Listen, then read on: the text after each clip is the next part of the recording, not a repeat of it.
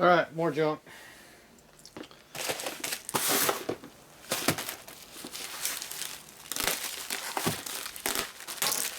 Smaller stuff and nailers.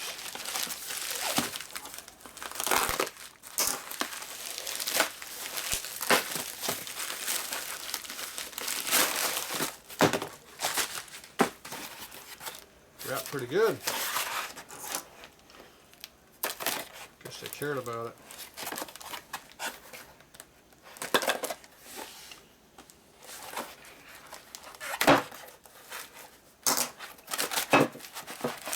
Ah, tranny plate.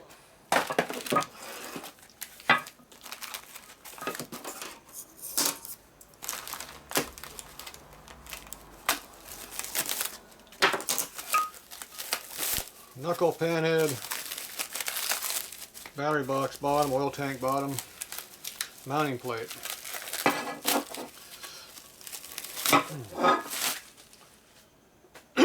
Original and used. So originals have 6 holes in them. These are from 36 to 64. They're all pretty much the same. The aftermarket now makes them 3-hole. It used to be only made them 4-hole or no hole. So this one's got an extra hole over here on the side from the battery acid eating on it. But other than that, it's pretty nice looking. It's common for it to be bent over here for the clutch lever clearance. So it's real common. This one's not really rusted too bad, except right in that one little corner where the acid catches when the bike sits. So pretty nice looking. I like using these original ones because they actually fit the bike. The aftermarket ones, the length of the battery box is varying and stuff doesn't line up. So I always like running the originals where I can. So this one looks pretty nice. That corner could be filled in or just leave it there, it doesn't really matter.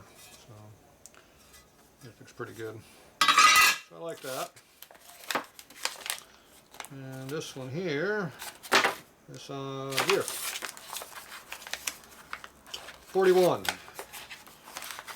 35 number, so it's a transmission gear or a kicker gear, but for 41, probably a gear. Yep. Shift clutch, shift dog, whatever you want to call it. 45. 41 and up. No reverse. So up would be 52 because that's last year of a solo.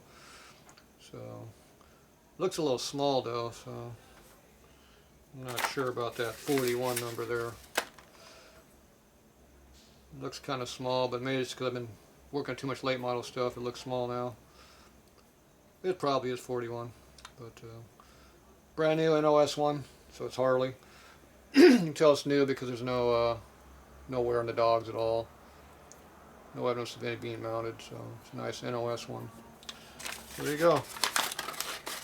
That's probably the part number for it right there, so you can see it. So, nice part.